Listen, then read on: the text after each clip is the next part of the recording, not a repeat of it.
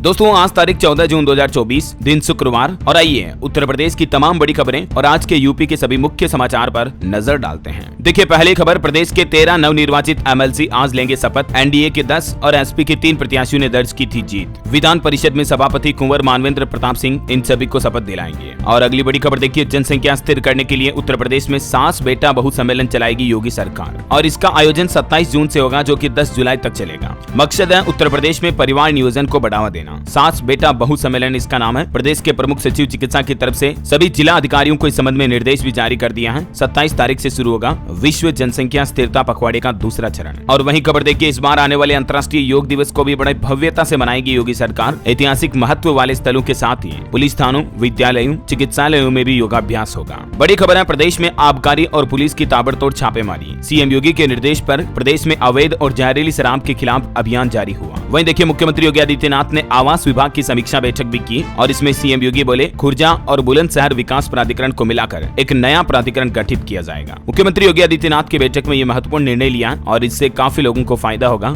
और वहीं देखिए, सीएम योगी ने कहा कि भ्रष्टाचार में शामिल अफसरों की जाएगी नौकरी, ठेकेदार की गाड़ियों में घूमना बंद करें। और वहीं खबर देखिए, हाल ही में जो दोस्तों कुवैत में अग्निकांड हुआ उसमें 3 जन उत्तर प्रदेश के भी रहने वाले थे जिनकी जान चली गई। 2 तो गोरखपुर के थे, 1 बनारस के निवासी थे। यूपी सरकार की तरफ से आंकड़ा जारी किया गया और योगी सरकार इन सभी मृतकों के शवों को इनके घरों तक पहुंचाएगी। वैसे आपको बता दूं, इस कुवैत अग्निकांड में टोटल हमारे 45 भारतीयों की जान जाने की खबर है। इन सभी के शवों को एयरफोर्स के जरिए विमान से भारत लाया जाएगा। चलिए अगली खबर है, यूपी के पॉलिटेक्निक संस्थानों में एडमिशन परीक्षा शुरू हो चुकी है। पहले दिन 206 केंद्र पर 74,000 से ज्यादा अभ्यर्थियों ने परीक्षा दी। वहीं देखिए, वाराणसी में गर्मी की वजह से एक महिला पर्यटक की जान चली गई। मथुरा में तेज हवाओं के साथ बारिश भी हुई। काशी में 44 और प्रयागराज में 43 डिग्री तक पहुंचा तापमान। और आगे बताऊंगा मैं आपको मौसम समाचार विस्तार से। फिलहाल देखिए अगली बड़ी खबर, बकरीद के त्योहार से पहले मुस्लिम धर्म गुरुओं के साथ यूपी पुलिस ने बैठक की और मुस्लिम धर्म गुरुओं से कहा कि सांप्रदायिक मैसेज आने पर तुरंत पुलिस को सूचित करें। सार्वजनिक जगहों पर कुर्बानी भी नहीं की जाए। लखनऊ में भी कुर्बानी को लेकर मौलाना ने गाइडलाइन जारी की। कहा सड़क पर नमाज अदा न करें, प्रतिबंधित जानवरों की भी कुर्बानी न दी जाए।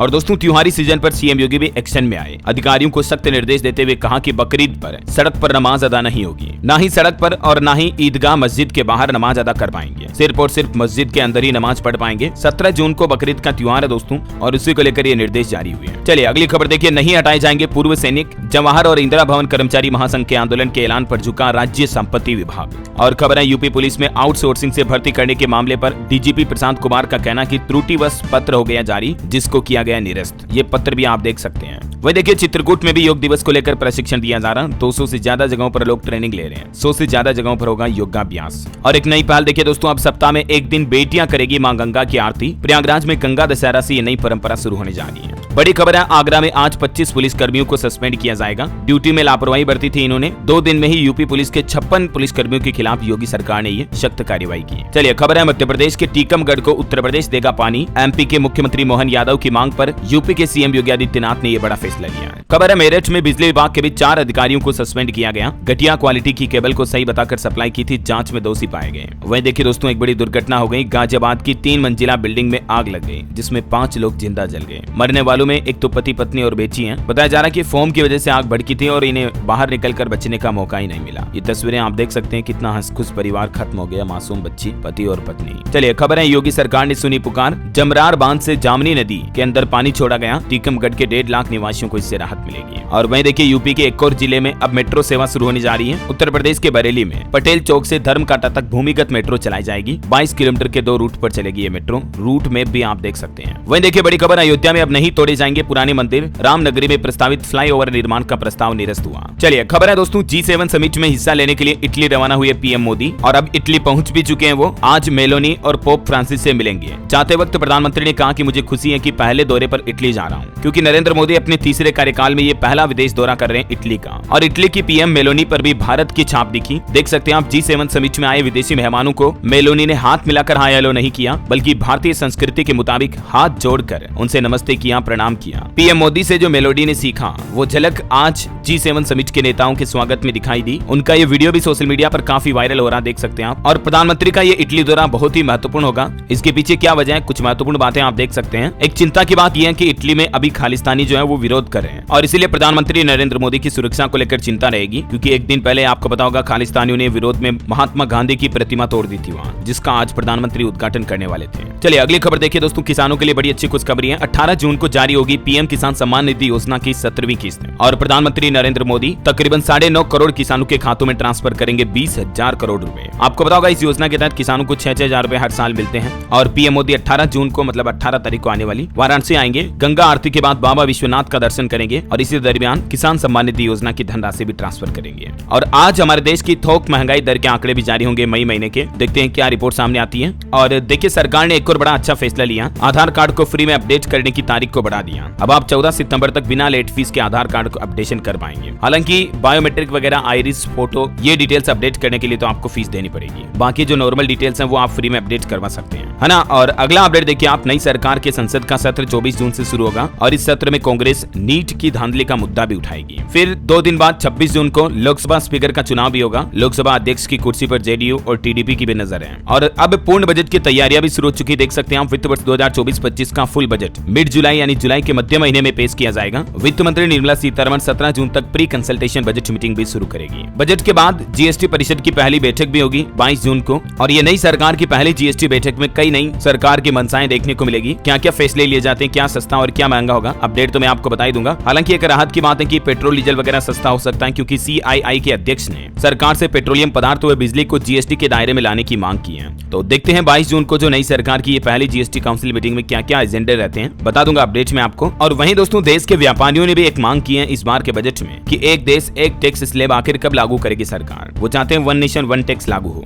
चलिए अगला अपडेट है दोस्तों, आज के दिन को हर साल दुनिया भर में वर्ल्ड ब्लड डोनर डे के रूप में मनाया जाता है, यानी कि विश्व रक्तदान दिवस। और इस खास मौके पर सरकार ने भी एक नई पहल की है। केंद्र सरकार की तरफ से जारी आदेश के तहत कहा गया कि आज 14 जून को विश्व रक्तदाता दिवस के मौके पर देश के सभी अस्पतालों में लोगों को निःशुल्क रक्त जांच की सुविधा मिलेगी, यानी कि आप फ्री ब्लड टेस्ट करवा सकते हैं। स्वास्थ्य मंत्रालय की तरफ से सभी राज्यों को इस संबंध में पत्र भी जारी कर दिया है और सरकार ने एक और नया प्लान भी बनाया है। अब देश भर के मेडिकल कॉलेजों में भी रक्तदाताओं का यानी कि ब्लड डोनर का एक डेटा बैंक बनाया जाएगा, ताकि आपातकाल की स्थिति में, इमरजेंसी में अगर किसी को ब्लड चाहिए तो इस डेटा बैंक के जरिए आसानी से ब्लड उपलब्ध हो सके, है ना। चलिए अगली खबर देखिए, उत्तर प्रदेश में 27,931 स्कूलों में यूडास के 50 से भी कम नामांकन पाए गए। अब महानिदेशक स्कूल शिक्षा ने सभी बीएसए को पत्र भी लिखा और 20 जून तक स्पष्टीकरण देने के निर्देश जारी किए हैं। चलिए खबर है, बीएसए 30 दिनों में जवाब न दें तो नियुक्ति अनुमोदित कर दी जाएगी। यूपी मान्यता प्राप्त बेसिक स्कूल का मामला हाईकोर्ट ने कहा 1978 के नियम 10 के अनुसार अनुमोदित माना जाए। वहीं हाल ही में आपको पता होगा योगी सरकार ने प्रदेश के सरकारी कर्मचारियों के लिए भी एक खुशखबरी जारी की थी। 18 साल पहले रिटायर हो चुके लोगों को भी अब वेतन वृद्धि का लाभ मिलेगा। इस बाबत विस्तृत जानकारी मैंने आपको पहले बताई थी इसी डेली यूपी न्यूज चैनल पर, राइट। तो दोस्तों आप ऐसे ही कभी कोई काम की खबर मिस ना कर पाओ, इसके लिए आपसे एक छोटी सी रिक्वेस्ट है, अगर आपने डेली यूपी न्यूज चैनल को अभी तक भी सब्सक्राइब नहीं कर रखा ना, तो इसे सब्सक्राइब करके बेल आइकन दबा दो और इस वीडियो पर एक छोटा सा प्यार भरा लाइक भी कर दीजिएगा, ताकि आपको अपने राज्य की तमाम बड़ी खबरें और डेली यूपी के मुख्य समाचार तुरंत आपके मोबाइल पर मिल जाएंगे। ओके, और चलिए बिना टाइम वेस्ट किए आगे बढ़ते हैं, आज के मौसम समाचार जान लेते हैं। देखिए यूपी में अगले 5 से 10 दिन हीट वेव रहेगी, गर्म हवाएं चलेगी, लू चलेगी। ना सिर्फ उत्तर प्रदेश में बल्कि दोस्तों पूरे उत्तर भारत में अभी लू और सताएगी। इसके पीछे वजह यह कि महाराष्ट्र पहुंचने के बाद मानसून थोड़ा कमजोर हो गया और यूपी में देखिए लखनऊ में भी बदला मौसम, कई इलाकों में बादल छाए, हवाओं में नमी से थोड़ी राहत मिली, दिन में 44 डिग्री तक रहा अधिकतम तापमान। कानपुर में भी 16 जून तक हीट वेव का रेड अलर्ट है, तो जरा सावधान रहिएगा। प्रयागराज का टेम्परेचर भी 45 डिग्री के पार पहुंच चुका है। 4 से 6 दिन तक इसी तरह से परेशान करेगी गर्मी यूपी के अधिकतर जिलों में, तो गर्मी से आप बचाव करें, है ना। चलिए आगे बढ़ते हैं खबरों में। देखिए आप उत्तर प्रदेश में रद्द हुई कांग्रेस की धन्यवाद एवं आभार यात्रा, कार्यकर्ताओं ने ली संविधान रक्षा की शपथ। और एक बड़ी अच्छी खबर देखिए आप, नोटों की सीरीज भी पहचान लेगी नोट सॉर्टिंग मशीन। एनएसएम को और ज्यादा प्रभावी बनाएगा भारतीय रिजर्व बैंक आरबीआई। जाली नोटों पर अंकुश लगाने के लिए ये नई तकनीक काम आएगी। चलिए खबर है, बदायूं में बनेगा रोडवेज का ई बस चार्जिंग स्टेशन। बरेली रीजन को जल्द ही मिलेगी 50 नई इलेक्ट्रिक बसें भी। और खबर है घर खरीदारों के लिए अच्छी खबर देखिए, यूपी में 20 से 25% तक फ्लैट और प्लॉट वगैरह सस्ते होंगे। वजह यह कि इसके लिए नई कास्टिंग गाइडलाइन तैयार कर दी गई है और भी ज्यादा डिटेल देख सकते हैं आप इस बारे में।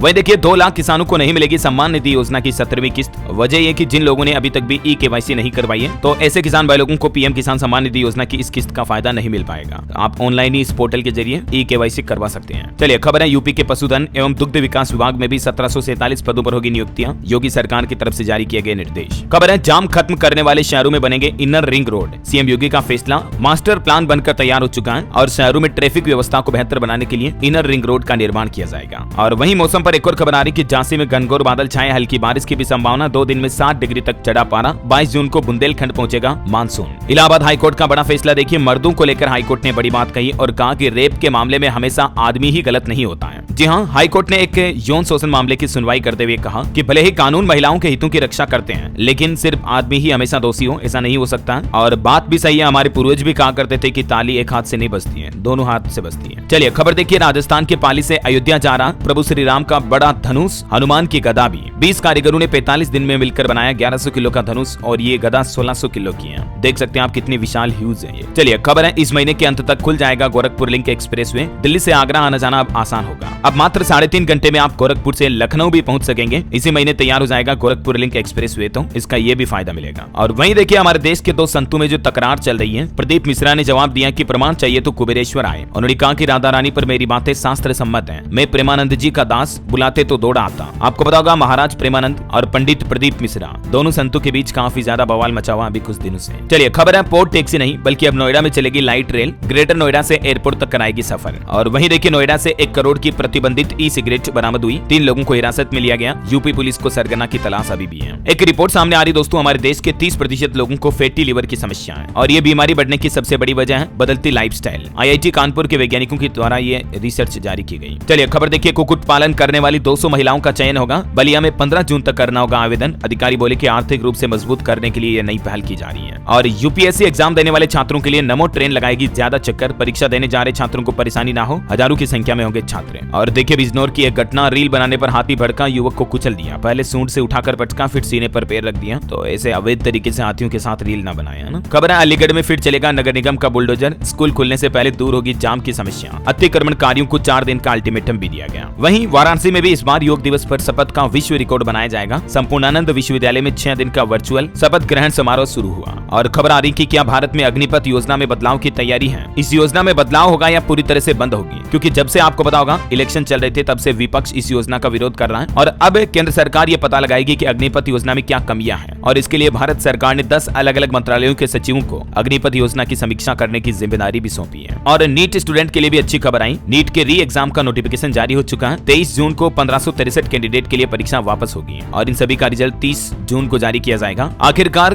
ग्रेस मार्क्स देने में गड़बड़ी हुई, इस बात को सुप्रीम कोर्ट के आगे खुद एनटीए ने कबूल लिया है। और ये वजह कि जिन छात्रों को ग्रेस मार्क्स मिले 1563, इन सभी बच्चों को दोबारा एग्जाम देना पड़ेगा। चलिए खबर है, भारत को विकसित अर्थव्यवस्था बनाने के लिए टैक्स रेट कम करने और दायरा बढ़ाने की जरूरत है। एक्सपर्ट ने सरकार को ये राय दी है। स्टूडेंट छात्र छात्राओं के लिए अच्छी खबर देखिए, अब इस दिन तक एडमिशन कैंसिल कराने पर उच्च शिक्षण संस्थानों को लौटानी होगी पूरी फीस। और वो तारीख तय की है यूजीसी ने 30 सितंबर तक। अगर आप एडमिशन करवाते हो तब तक आपको स्कूल कॉलेज यूनिवर्सिटी वापस पूरी फीस लौटा देंगे, अगर आप कैंसिल करवा देते हो तो। और वहीं देखिए, PLI स्कीम से भारत में 2 लाख नौकरियां पैदा होगी, कई सेक्टर्स में जॉब बनेगी, देश में 4 लाख करोड़ रुपए तक का निवेश भी आएगा। और वहीं दोस्तों, सरकार का कहना है कि देश के पास पर्याप्त गेहूं का भंडार है, फिलहाल आयात शुल्क में बदलाव की कोई योजना नहीं है। बड़ी खबर देखिए, थर्ड पार्टी बैंकिंग फ्रॉड पर हाईकोर्ट ने बड़ा फैसला सुनाया और कहा कि ऐसे मामलों में कस्टमर की कोई जिम्मेदारी नहीं होगी। और हाईकोर्ट ने फैसला सुनाते हुए बैंक ऑफ बड़ौदा को 76 लाख रुपए वापस करने का निर्देश भी दिया। और वहीं खबर आ रही दोस्तों की जल्दी मोबाइल रिचार्ज के अलावा भी आपको सिम कार्ड चलाने के लिए अतिरिक्त पैसे देने पड़ सकते हैं। ट्राई ने प्लान बनाया कि एक फोन में 2 सिम रखने पर आपको अधिक चार्ज देना पड़ेगा। ये मतलब अभी तो प्रस्ताव रखा है, नियम लागू नहीं हुआ है, लेकिन जल्दी ऐसा नियम लागू किया जा सकता है। देश में हो रहे साइबर फ्रॉड पर लगाम लगाने के लिए ट्राई ये रूल्स लागू कर सकती है। और महंगाई का एक और झटका आपको ATM से पैसे निकालने पर भी लग सकता है। इस पर भी ज्यादा ट्रांजैक्शन फीस लगेगी। 23 रुपए तक ट्रांजैक्शन फीस की मांग की है भारत में ATM ऑपरेटरों ने, NPCI और RBI के द्वारा। अब देखते हैं इनकी मांग अगर स्वीकार हो जाती तो ATM ट्रांजैक्शन भी अब आपका महंगा पड़ेगा। और स्टूडेंट युवा छात्र छात्राओं के लिए अच्छी खबर देखिए, 2024 में भारतीयों के लिए ज्यादा US स्टूडेंट वीजा जारी किए जाएंगे, पिछले साल का रिकॉर्ड भी टूटेगा, US एम्बेसी का यह कहना है। और वही खबर देखिए, मोदी सरकार तीसरी बार इस सॉन्ग को अरुण गोविल, अनूप जलोटा और राम शंकर ने लॉन्च किया। रिलायंस जियो से अगर आप इंटरनेट चलाते दोस्तों तो एक अच्छी खबर आ रही है। देखिए, रिलायंस अब लग्जमबर्ग के SES के साथ हाई स्पीड इंटरनेट सैटेलाइट से उपलब्ध करवाएगा आपको। स्पेस रेगुलेटर से भी इसके लिए NOC मिल चुकी है। और वैसे आपको बता दूं, रिलायंस कंपनी को अंतर्राष्ट्रीय CDP क्लाइमेट अवार्ड भी मिला है जलवायु परिवर्तन पर अच्छा काम करने के लिए। और खबर देखिए, देश की सेनाएं हर चुनौती के लिए तैयार हैं। रक्षा मंत्री राजनाथ सिंह ने बताया आगे 5 साल का रोड मैप क्या प्लान बनाया है। उनका कहना है कि अगले 5 साल में 50,000 करोड़ का रक्षा निर्यात किया जाएगा, डिफेंस एक्सपोर्ट को बढ़ाया जाएगा और डिफेंस के क्षेत्र में भारत को आत्मनिर्भर भी बनाया जाएगा। और सरकार का एक और फैसला देखिए, सरकार ने अजीत डोभाल को फिर से NSA और PK मिश्रा को प्रधानमंत्री का प्रधान सचिव नियुक्त किया। यानी Ajit Doval national security adviser के पद पर बने रहेंगे, इनका कार्यकाल बढ़ा दिया है। वहीं देखिए, भारत ने पाकिस्तान और चीन को जवाब देते हुए कहा कि हमारे जम्मू कश्मीर के मुद्दे पर दखलंदाजी ना करें, यह हमारा अभिन्न हिस्सा है। अभी कुछ दिनों पहले इन दोनों देशों ने बयान दिया था कि इस मुद्दे को UN चार्टर के मुताबिक हल करें, तो इसी का जवाब देते हुए हमारे विदेश मंत्री ने दोनों देशों को फटकार लगाई है। वैसे जम्मू कश्मीर में एक नया नियम भी लागू हो चुका है दोस्तों। अब जम्मू के सभी स्कूलों में राष्ट्र गान गाना अनिवार्य होगा। सरकार की तरफ से निर्देश जारी किए गए। हाल ही में आपको पता होगा जम्मू कश्मीर में 4 दिनों के अंदर ही 4 आतंकी हमले हुए। तो इस मामले पर भी पीएम मोदी ने मीटिंग की, गृह मंत्री और एनएसए से बातचीत भी की, सुरक्षा बलों की तैनाती पर भी चर्चा हुई। और देखिए पाकिस्तान की संसद में भारतीय चुनाव की भी तारीफ की गई। वहां के एक सांसद बोले कि हिंदुस्तान के चुनाव में कोई धांधली नहीं हुई, क्या हमारे देश में भी कभी ऐसा होगा? है ना। तो ये कुछ नेशनल न्यूज अपडेट्स के साथ ही दोस्तों उत्तर प्रदेश की आज की तमाम बड़ी खबरें और यूपी के मुख्य समाचार उम्मीद आपको जरूर जानने मिले होंगे। आप यूपी में कौन से जिले में रहते हैं और आपके जिले में अभी बारिश हो रही है या नहीं, कमेंट करके बताइए मुझे। और बाकी इस वीडियो को लाइक और शेयर करना, डेली यूपी न्यूज चैनल को सब्सक्राइब करके बेल आइकन जरूर दबा देना रोजाना इसी काम की इन्फॉर्मेटिव खबरें देखते रहने के लिए। जय हिंद, जय भारत, वंदे मातरम।